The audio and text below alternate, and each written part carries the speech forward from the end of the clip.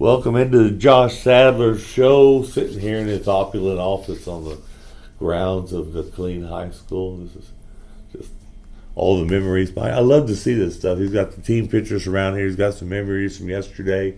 Got the stuff that's been around, like the Mark Addicts trophy in here that I get out there. I remember him. I went to high school with Mark, so he's been a little bit more successful than I have in his career. But just to see the memories on the wall up here, of course, Coach Russ up here on the wall, and your family and stuff like that. Yeah.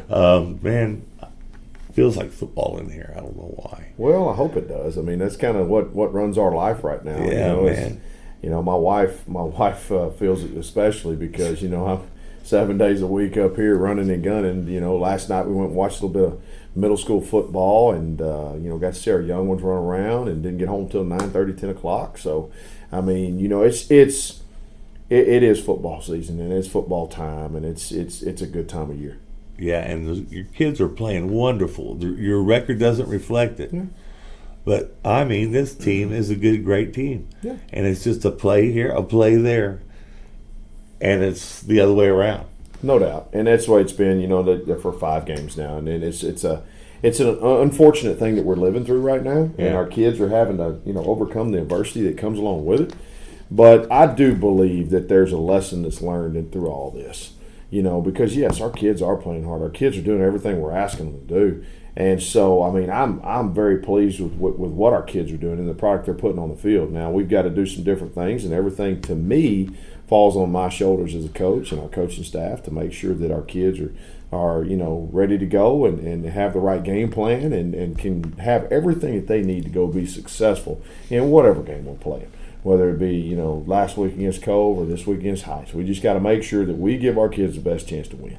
Yeah, I mean, when you look at the stats for the game, you would think you'd won the game. Yeah, stats are that, though. They're just stats, and people get wrapped up a lot of times in the stats. For me, the only stat that matters is the 1 or the 0 in that win column. That's all that matters at the end of the day.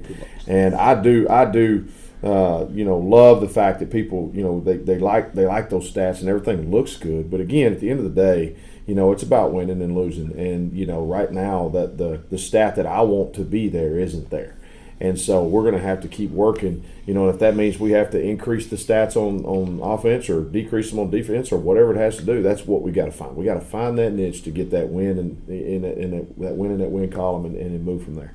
Well, your quarterback is doing his job. Mm-hmm. I mean, I believe, is he not leading the district in passing? I think he is. D'Angelo's doing a great job. I mean, as a sophomore to come in here and to do the job he's done. I mean, I don't know if I've ever been around a sophomore that has been able to have that kind of, moxie in the pocket. Presence. Yeah, and just be able to step out there and deliver game after game. Yes, he's made some mistakes, but what sophomore isn't going to make mistakes? And so, the fact he's going out there and he's delivering the football where he's delivering it and how he's delivering it is daggum good. And in our offense, he's got to make a lot of, at the moment decisions because we're an RPO, option offense. So he's got to make decisions at the line of scrimmage to get us in the right play and make the right call. And so for him to be able to do that as a 15, 16-year-old young man is unbelievable. I mean, I'm so proud of him and the job that he's doing, I can't say enough for what he's done. Yeah, and the rest of your offensive line giving him that time to make those plays, and your receivers, the boat making the catches, mm-hmm. and Warren. Yeah. Warren's making a lot of catches. Yeah. Antoine. So, and then your running backs. Yeah, I think both receivers, Antoine and Boatner, are both at 33 catches on the year. They both got a handful of touchdowns. Deontre Thomas also, he's got 6 touchdowns. He's got about 16 or 17 catches, and then Raymond Howard's sitting there with 14 catches. So, all 4 of our receivers are having, big years, of course. When you're throwing like we're throwing, they're going to have a lot of receptions. They're doing a good job. Our running back situation is getting better every single week. And that's a testament to those 5 guys up front. We talked about it last week. We talked about our growth in the run game. Starting with a little over 100 yards rushing the first game of the year. Well, we got to get to Cove, and we had 294 yards rushing. We're getting closer to that 300-yard mark, which if anybody follows stats, When you start rushing for 300 yards, you're doing something special. Yeah. And so we're getting really close to getting a little bit of that identity that we want with our front guys, of being more physical and giving our running backs those lanes to run in. So, I'm really proud of those guys.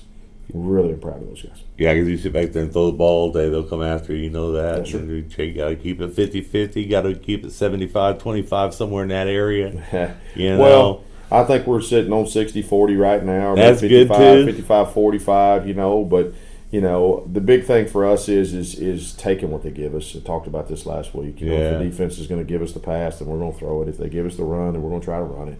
That's just how our offense operates. Last week against Cove, they went to some 3-high stuff, and we ran the football up and down the field on them. They get out of the 3-high, we throw the football down the field on them. So it was just that type of deal to where you just take what they give you, and then you try to keep rolling. It was like a chess game over there, huh? A little bit. We try to play chess. We don't try to play checkers. It's kind of that old thought process. But you get to play player. You could take a player off the field if you played checkers. Yeah, you could. Yeah, I try to do it with the ones that are on the field. Yeah, right. Right. People think, but that's the big thing. But I also want to say, Dan, that I'm very proud of our defense.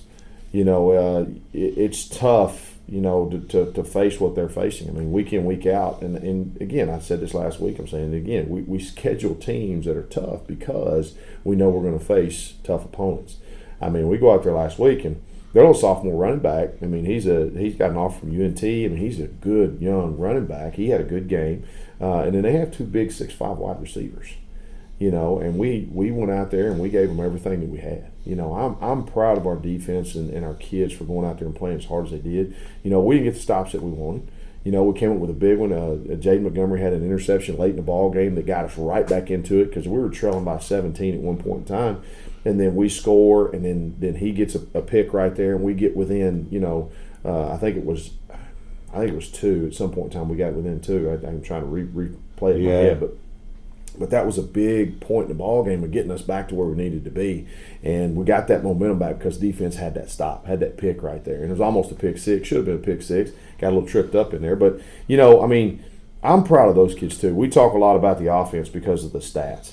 But I'm very proud of our defensive kids. They are really doing everything that they can, playing their butts off. Our D-line is, they're young kids. We got a bunch of sophomores on that D-line. We got a sophomore and a junior starting inside linebacker. We got a senior and a junior starting at the outside linebackers, and we still got some sophomores in the defensive backfield.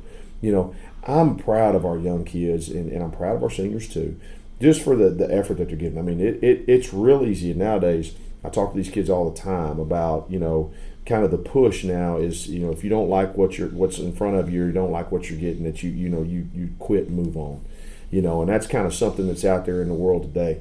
And I'm proud of our kids because they show up every dadgum day. They put their helmet on, they put their shoes on, and they go to work. And that's what I'm proud of, with our kids. They don't get this way. They don't get, they get upset, they get frustrated, but they keep coming to work. And if there's anything out there that I want to teach them, it's that fact right there, because life's going to get tough. It's going to kick you in the teeth sometimes, but you still put your boots on every day and you go to work. And that's what these kids are doing, and that's why I'm so proud of them at this point in time. Yeah, and you got the Harker Heights Knights, the old battle of old 190 kind of thing, Yeah. It seems like there's a little bit of a rivalry in all schools around here. Yeah, it's fun. It's So- fun. These are 2 really good teams. You got a good team, and Mark's got a good team, does. and had a good win last week. Yeah. And he's got some talented players, just like you do. I think y'all might break that scoreboard. I'm not sure. Well, I hope not. I hope we can, get some stops. I know he's got 2 really good receivers. He's got 2 really good running backs. His son's a quarterback and can spin it. They're good offensively. But the thing that's impressed me the most, I knew they were going to be good because Mark's an offensive guy. So I knew they were going to be good offensively. But what's impressive is the stats kind of tell a lie, if you want to know my true opinion, because they stat-wise, they don't look as good on paper. But watching them on film, they're pretty good on defense. They're very athletic up front. They got 2 big boys inside that weigh right at 300 pounds that are tough to move. They got athletic defensive ends. They got athletic linebackers, and the defensive backfield is as good as we've seen. So, the stats may tell a tale, but I think it's a lie, to be honest with you. They're very athletic defensively, and we're going to have work cut out for us. Yeah, they do have talent on both sides of the ball. Like you Yeah. said, they got some ball hawks on defense that'll catch you real quick too. Real similar to y'all. Yeah. I don't want to say mirror image. I mean, maybe they have a little bit more size advantage on you in places. Yeah. But then you have some speed advantage on them in places. But both teams are quick. Both teams have great quarterbacks. Probably the two best quarterbacks in the district, in my opinion. Well, no matter what y'all think. And they're both young, and they're both sophomores, and that's fun to see them next couple of years. Yeah, and that's really good for Killeen. It's really good for our town that to have those youthful quarterbacks in here that are spinning it and throwing for a lot of yards, and it's good for the skill kids of Killeen. To have that to look forward to, that they get to go catch football, and it's fun. It makes football fun when you can. Throw It's just not one guy running the ball all the time anymore, like it was when I was growing up. Yeah. Throw the ball, why? Yeah. You get everybody involved, and that's happen. That's the good thing about it is you get everybody involved. Everybody gets to touch football and get a little bit more fun out of it. So, but yeah, they have a very good football team. And two, that's what we talked about last week was with our record and who we've played. I'm tried to prepare us for these games because they're a good football team. We need to play good football teams in order to get ready for it. So it's kind of going to be that way every week when we play. It's going to be the same football team that we get because everybody in this district is pretty much right at the same level. I mean, there's not going to be very many points that differentiate the games this year in this district. It's just not. I mean, there ain't going to be very many blowouts. No. There may be something that happens and somebody gets injured, and there may be some discrepancy in one of those ball games. But if everybody's is good versus good, and it's toe to toe, there's going to be some really good football games in this district, and there's going to be some upsets before it's all said and done. So I'm really excited, every week, to get out there and just see what happens. Yeah. And see what chess move you got to make the next one. That's coming. Is it just to see where we can get with this thing because again. Like I say, our kids are going to come to work every day, and they're going to bust their tails, and hopefully we put ourselves in a situation where we can flip the script a little bit and get back on the right side of good. Well, I'm about ready for the Battle of Nolan Creek. That's what we called it when it first started. Okay. Nolan Creek runs between here and there, so it's a Battle of Nolan Creek. Okay. Well, which happens to run right through my backyard. So I'll just get in my canoe and head on down to the stadium, and I'll be ready. You're the home team. It's whose house? It's Aru's house. So right it is. I know I'm going to hear that a few times on Friday night. Sure and man, it's electric. If you miss this game, folks, you're just lazy. You just don't want to leave your home because there's no reason not to come out here and spend a couple solid bucks and watch this game because it's going to be a good one. Well, come out, sports kids. I mean, they love it when you guys are in the stands. They love to see y'all up there cheering for your respective teams, whether it be one side or the other. But just get Killeen unified again, and behind these kiddos because, again, we have great kids throughout this entire district, and they need your support just like anybody else. And to come out and root for them, whether you're a Roo or you're a Bobcat or you're a Gray Wolf or you're a Knight or you're an Eagle, it doesn't matter. But root for our kids because at the end of the day, we're all KISD, and that's what's the most important thing is making sure that our kids feel loved. Yep, as I always put, hashtag hometown proud. That's it. That's it. Good luck to you, buddy. Thank you. I appreciate it. We'll see you after the game. Yes, sir. And as always, go Roos.